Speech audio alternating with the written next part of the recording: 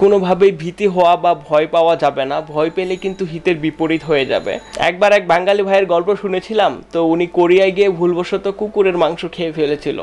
তো সব কিছু ঠিকই ছিল, উনি যখন বিল দিতে যায় তখন উনি শুনে যে উনি যা খেয়েছে তা ছিল কুকুরের মাংস। তো সাথে সাথে উনার বমি আসা শুরু হয়, বমি আস্তে আস্তে এক সময় রক্ত বমি হওয়া শুরু হয়। তো অবস্থার বেগতিক দেখে তাড়াহুড়া করে তাকে হসপিটালে পাঠানো হয়। তো হসপিটালে ডক্টর এক সময় জানায় যে উনি মারা গেছে। তো যেটা কারণ ছিল সেটা হলো যে ফুড পয়জনিং, মানে খাবারের মধ্যে বিষক্রিয়ার কারণে উনি মারা গেছে। তো খাবারে কি আসলেই বিষ ছিল যে কারণে উনি মারা গেছে? না, খাবারের মধ্যে বিষ ছিল না, বিষ ছিল তার চিন্তা ভাবনায়, তার মস্তিষ্কে।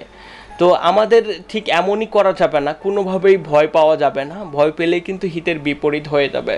পৃথিবীর ইতিহাসে সবথেকে ভয়াবহ দুর্ভিক্ষের সময় আমেরিকার প্রেসিডেন্ট ফ্রাঙ্কলিন ডি রুজভেল্ট বলেছিলেন, we have nothing to fair but fair itself. আমাদের ভয় পাওয়ার কিছুই নাই, শুধু এই ভয়টাকেই ছাড়া। আমাদের ভয়টাকে আসলে জয় করতে হবে এবং আমাদের সচেতন থাকা লাগবে।